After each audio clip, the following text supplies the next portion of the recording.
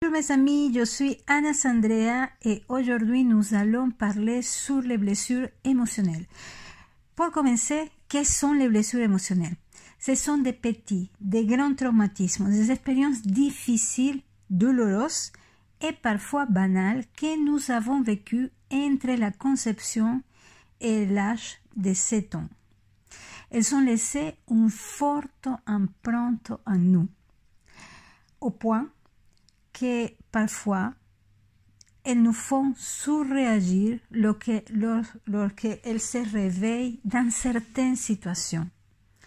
Ce sont en général vos parents ou les personnes qui s'occupaient de vous qui vous ont blessé de manière souvent inconsciente et parfois consciente.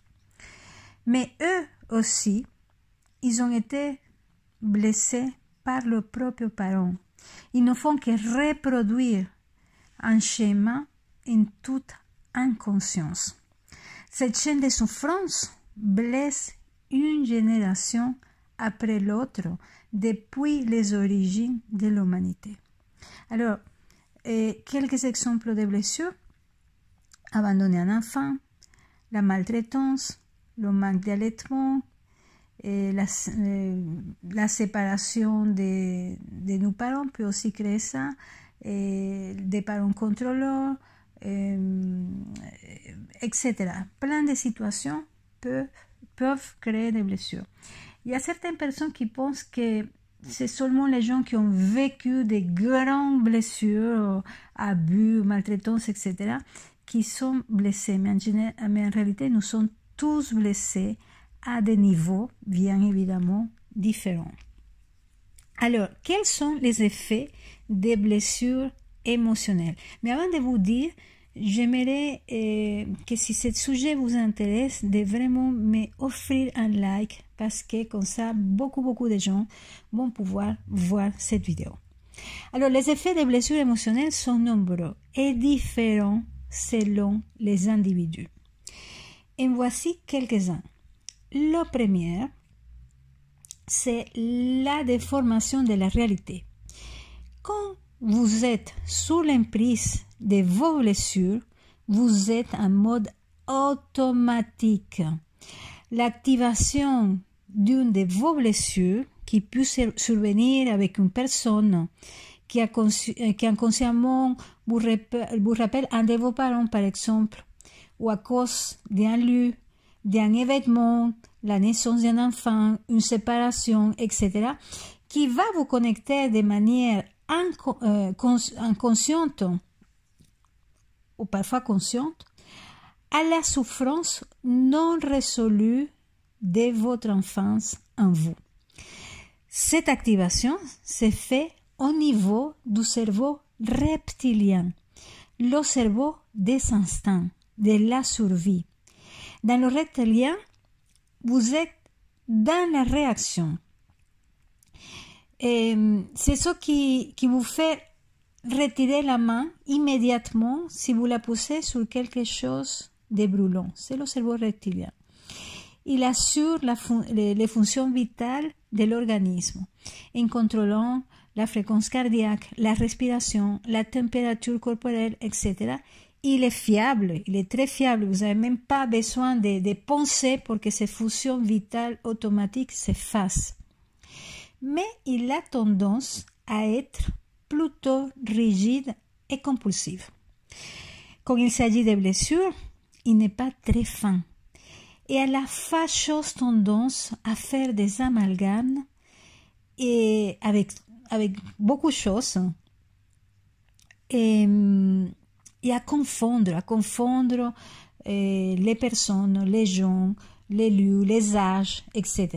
Je vous donne un exemple. Si vous avez eu un père autoritaire et qui cela vous a fait souffrir et que bien évidemment vous n'avez pas encore dépassé cette souffrance, quand votre chef ou n'importe qui représentant pour vous l'autorité vous appelle, vous donne un ordre, il se peut qu'une espèce de résistance se crée en vous.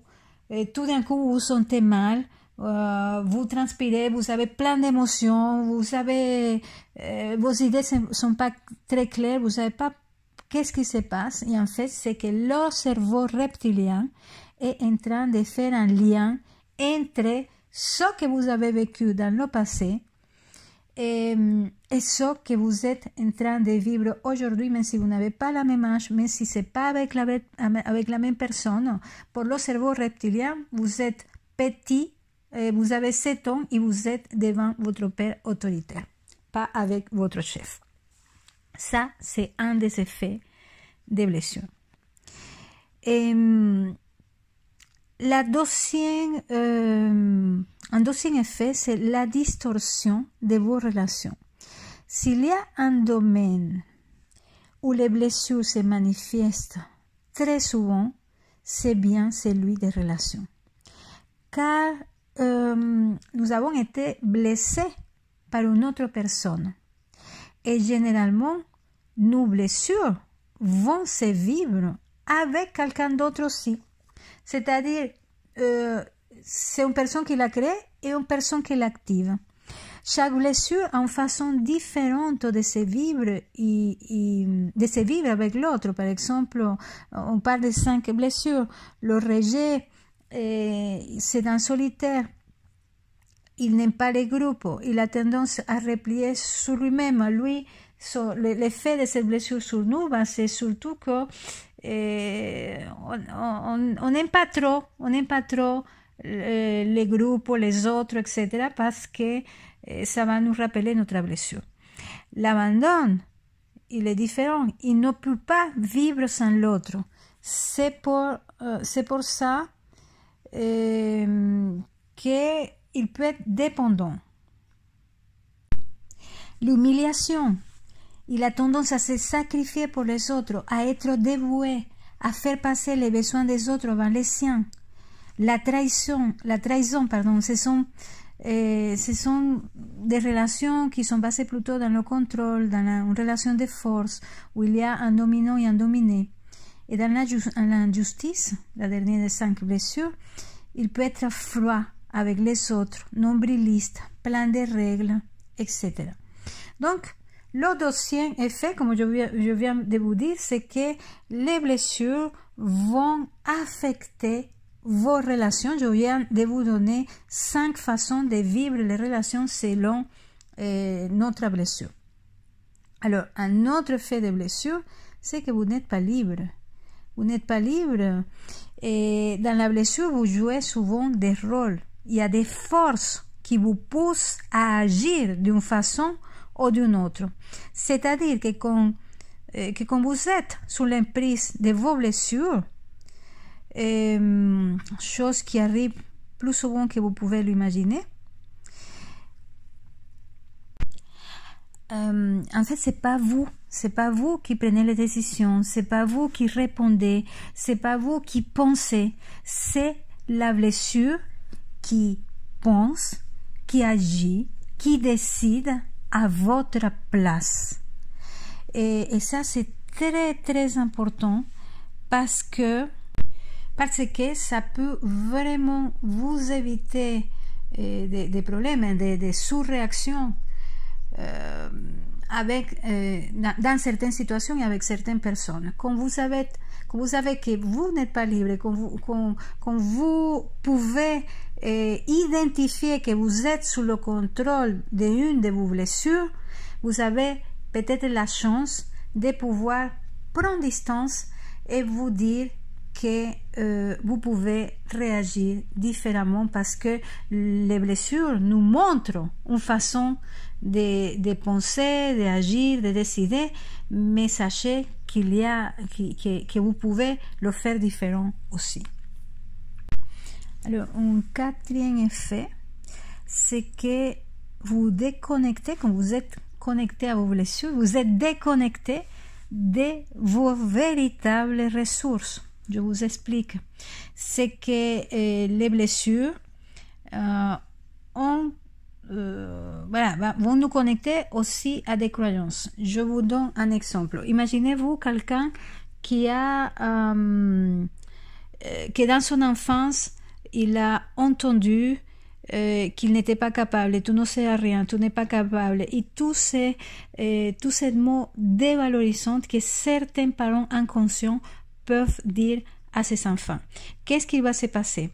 Cet enfant devenu adulte, dans certaines situations, et parfois dans beaucoup de domaines de sa vie, va se sentir incapable, va pas se sentir à la hauteur, etc., parce qu'il était coupé des énormes ressources qu'a l'être humain de façon naturelle. Donc, quand nous sommes connectés à une blessure, quand nous sommes connectés à une croyance aussi, parce que quels sont les résultats de nos blessures, on va pas pouvoir agir avec la panoplie incroyable de ressources que vous pouvez avoir si cette blessure n'était pas là. Et un dernier, un des effets des blessures, c'est que nous ne sommes pas heureux.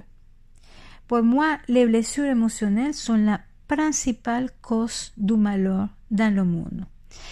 Prenez par exemple les guerres, qui sont très à la mode en ce moment malheureusement, les dictatures, la maltraitance, etc. Faites aux enfants, aux femmes, etc.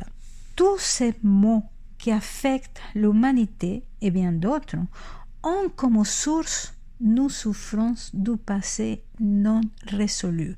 Ces dictateurs, c'est les gens qui font la guerre, les gens qui maltraitent, et nous-mêmes aussi, parce que nous sommes partis de la souffrance, agissent guidés par leurs blessures non résolues.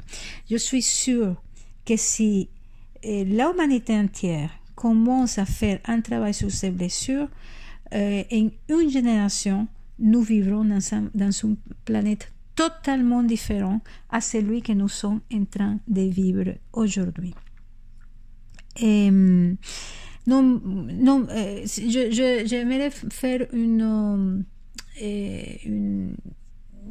un petit... de vous dire quelque chose de très important avant de finir, c'est que pour moi, sont nombreux les cas des individus qui prennent en otage une nation, un peuple, une race, un genre, tout simplement parce qu'ils sont en train de vivre inconsciemment des choses qui ne sont pas résolues dans leur passé.